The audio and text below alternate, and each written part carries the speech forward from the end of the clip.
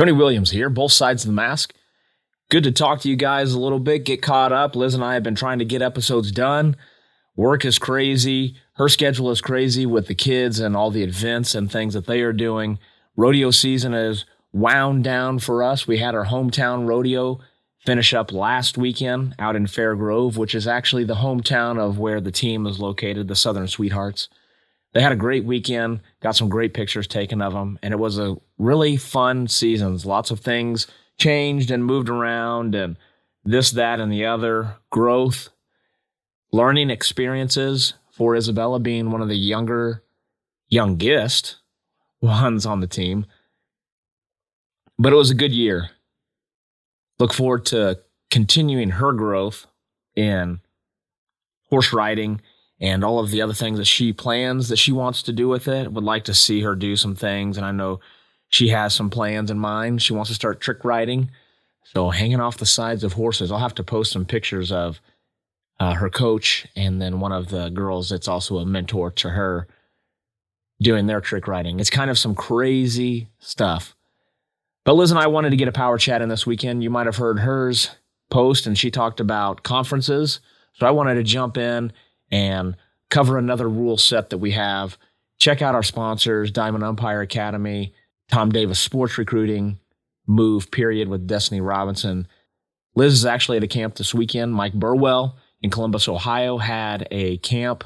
Heard that it's really going great this weekend, doing some video training, and now they're doing their game stuff. And then I think they'll meet back up and go over some stuff this evening. And then I think that actually some of the evaluators will have a game at Ohio State, and the campers will get to watch them work and see if they're able to practice what they preach. All right. So Liz and I have talked to some umpires, and this seems to be a new rule that has been affecting some people and the way that they think about it. So what I want to talk about is legal position in the batter's box. And this is going to be the legal position at bat ball contact. We're talking illegally batted ball. The rule portion of this changed, and the NCAA rule is different than every other softball rule book. Keep that in mind. This is just for NCAA. I'm not sure why we changed it. I know that we had one super regional game that happened. This call was made a lot during it. And then the next year we decided that we wanted to change the rule. I watched that game, was not upset by any of the out-of-box calls that were made. Lo and behold, coaches get together. They're the ones that write the rules, and we enforce them, and they decided to make a rule change. So this is how the rule was changed and how it is written now. At the moment of bat ball contact, the batter may not contact the pitch when any part of her body is touching the ground outside the batter's box lines. Any part of her body cannot be contacting it. Her toe is any part of her body. Her hand is any part of her body. So if for some reason she's sitting on the ground and she's got a whole leg on the ground outside of the batter's box, you're going to have an illegally batted ball. That part of the rule has not changed. It's the same as it was the two previous rule books. What has changed is the effect. The effect now will be a delayed dead ball is signaled. The coach of the defensive team shall choose either the result of the play or the standard effect of illegal contact, which now will be a strike on the batter and the base runners return to the base legally occupied at the time of the pitch. If this is the third strike, whether his ball is fair or foul, the batter is declared out. The rationale for this, to create consistency with the penalty for an illegal pitch by the pitcher. The current effect for illegal contact of the pitch by the batter is too harsh. Now, Some of this is going to be my opinion. Most of it right now is going to be most of my opinion. I don't understand why we changed the rule from all of the foot to part of the foot. That would have made the penalties the same as the pitching lane. If part of the foot is touching the line in the pitching lane, it's not an illegal pitch. Why did we decide that we would change the batter having part of the foot touching the line and part of it outside the box is illegal? Left-handed slappers most likely would like to hit the ball to the left side of the infield or outfield. You see a lot of pitches for slappers to the outside of the plate, so we're pitching it right where they want it anyway. And why are we doing that? Because we are trying to get a little bit of a pinky toe outside of the box. Throw it in on their hands. See what happens there. I don't know. I'm not a coach. But to me, when I pitched, if I noticed that a player was trying to hit the ball the other way, I was throwing it inside. I wasn't throwing it outside to give them that advantage to hit it the other way. You got a runner on third base and you got a right-handed batter. I'm not throwing him outside pitch. I'm not going to throw it and let him hit it to right field. I don't get it. I don't understand why we needed to change it and be different than any other rule book, but we did. The next part of this rule and the application of it, of what happens if this happened type of scenario, is where we don't really have any guidance yet on what we're going to be calling. And what I'm talking about is what happens if we have an illegally batted ball, an illegal pitch, and a leaving early. We don't have guidance on it, but let's use some logic and the case book that we have of other plays to try to figure out what we're going to be doing. So if we turn in our case book and we look at AR 1236 with a runner on first base, the pitcher licks her fingers and delivers a pitch without wiping her hand. The runner leaves early and hits into a 6-4-3 double play. However, the shortstop is an illegal player. Okay, let's leave out the last part of it, but we're going to get a lot of our answer right at the beginning of the ruling on this. The resolution will depend on the timing of the report of the legal player. Okay, I'm not worried about that, so we're going to skip that. The illegal pitch is addressed before the leaving early. The options on the illegal pitch are offered to the offense to have their two players out from the double play or award a ball on the batter. So let's think about this if we have a batting out of the box, an illegal pitch, and the leaving early. So we're going to ignore the leaving early first. Probably going to ignore the out of the box because if we didn't have an illegal pitch, we haven't batted the ball. So let's ignore those first two. We're going to go to the offensive team and say, hey, we've got the result of the play, which is your batter's out of the box and she hit the ball, and let's say that they both get on base. So the result of the play is going to be runners at first and second, or you can have an illegal pitch. This is where I don't know if we're going to add in the out-of-the-box call to where you can have a delayed dead ball and that play still happened. They don't get to pick that part. So we're just going to have to go with the result of the play and ignore the out-of-the-box. And we're going to say, what do you want, the result of the play, or do you want the illegal pitch, which is going to be a ball on the batter. Batter goes back to the box. Runner goes back to first base. Okay, now we have that, and then we say that they want to enforce the illegal pitch. Okay, so now we have, let's say it was a no count. Now we have a ball on the batter, no strikes, and a runner on first base. And now we're going to go to the defense and say, hey, we've got a runner leaving early, or do we say that we have an out-of-the-box call? I don't know what that is going to be yet. It would be weird to say, hey, I want to take the leaving early. Okay, so we're going to go back and now we're going to have no count and we're going to have an out at first base and no count on the batter. And then they can pick between that or the out-of-the-box call, which would be a strike on the batter. And the runner goes back to first base and we just ignore the leaving early. I don't know. I assume that it's probably going to be you either take the out of the box or you're going to take the leaving early in this situation. We'll find out more when the case book comes out and be able to communicate a little bit more on that. Enough on rules. Let's talk about the Oculus Quest 2 and Win Reality. I've been using it. They've been adding updates. I wish we could get a left-handed pitcher. Even before I get a catcher, I would rather have a left-handed pitcher. I've gone in, and if you go to the batting cages, there's a catcher that's there. You can stand in the way of the umpire that they also have in there. I would just like them to move that over there into it. Their developers are trying to get this hitting thing all taken care of. Push where I can. If you guys reach out to them as well, say, hey, man, I'm an umpire. I love using this.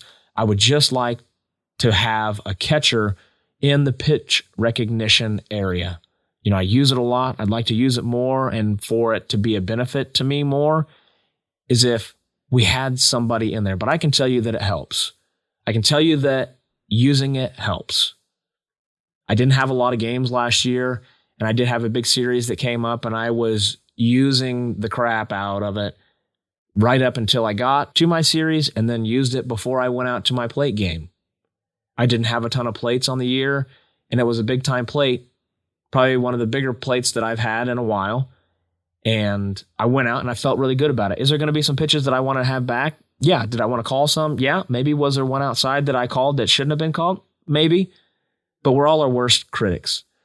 But reach out to Win Reality and let them know what else you want in it. If you're using it, great. Let them know that you're spending the money and you're a user as well, and you want your thoughts and your opinions to be taken into account as well.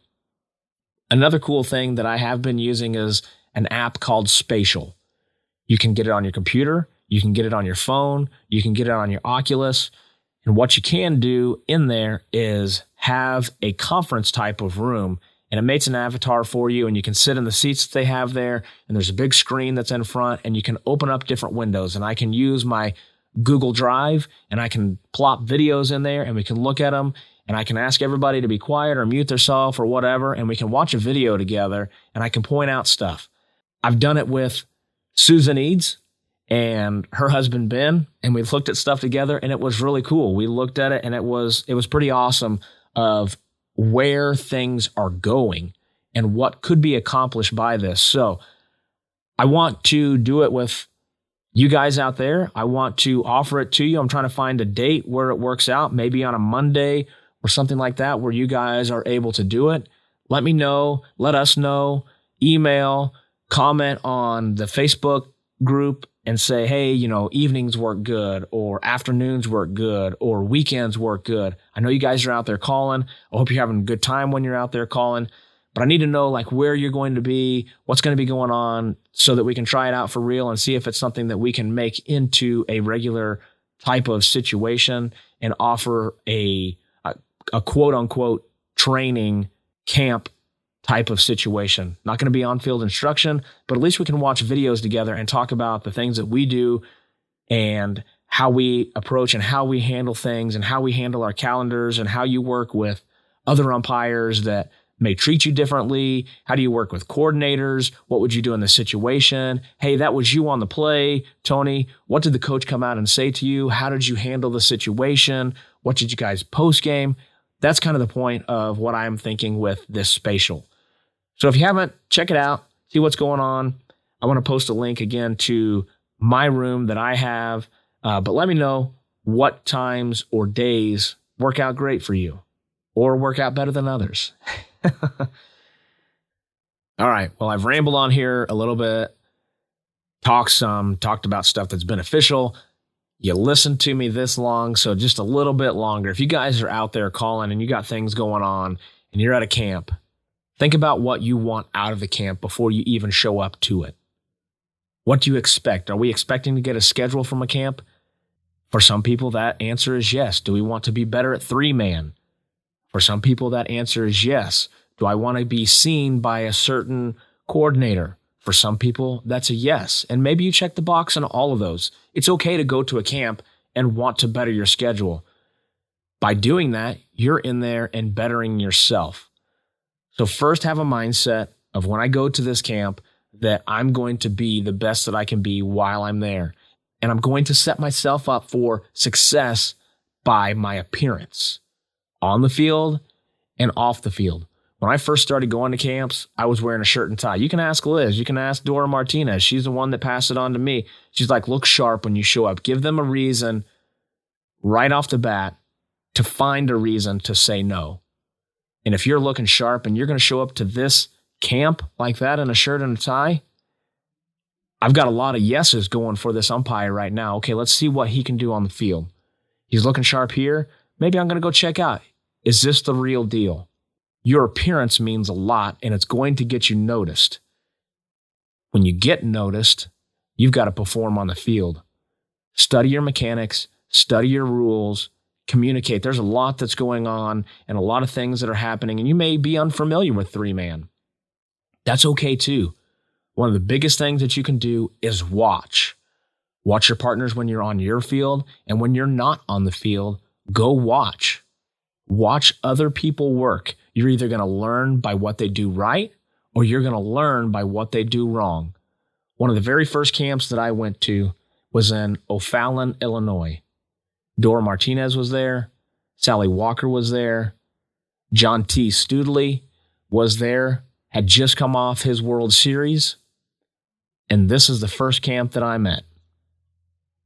Day number 1 comes up, and the camp assigner put me on her field, and she took care of me that day, and another guy that came along with us, and made sure that we were taken care of, that we were learning, that we were in a positive mindset, because day number 2 was going to be the tough day.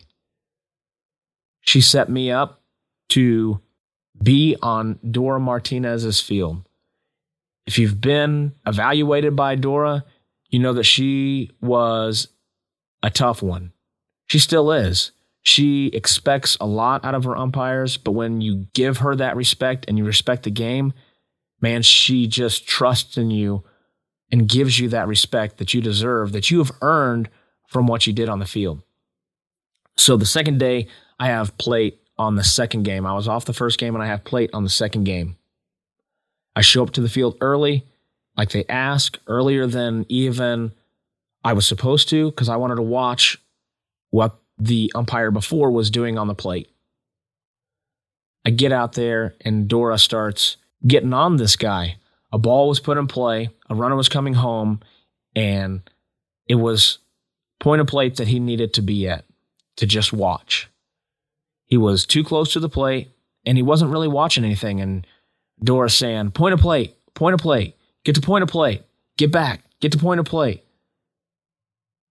The play gets over, the umpire comes back, and he goes, did I need to be somewhere else? And she said, well, did you get that by, I said, go to point of plate? She's like, yeah, you needed to be somewhere else. So the play goes back, the ball's in the circle, play continues, and she's standing there next to me. And I said, would it have been better if he'd at least got back to the dirt grass line? She goes, I would have been happy if he'd have done that. And to me, I asked a question. I got the answers I needed from the person that was getting ready to evaluate me, and I set myself up for success. So when I had a play and I knew that I needed to be at point of plate, I knew that I at least went to the dirt grass line and probably stood with both my feet in the grass. I can't remember how everything went or what she said during it, but I had a great camp. She picked me up and worked me in her Division II conferences. The very first year that I was there, I got some non-conference stuff from other coordinators, but that is my story of how I set myself up for success to move forward and be a success at the camp. I went into it not really knowing what I wanted from it. I mean, I wanted a schedule.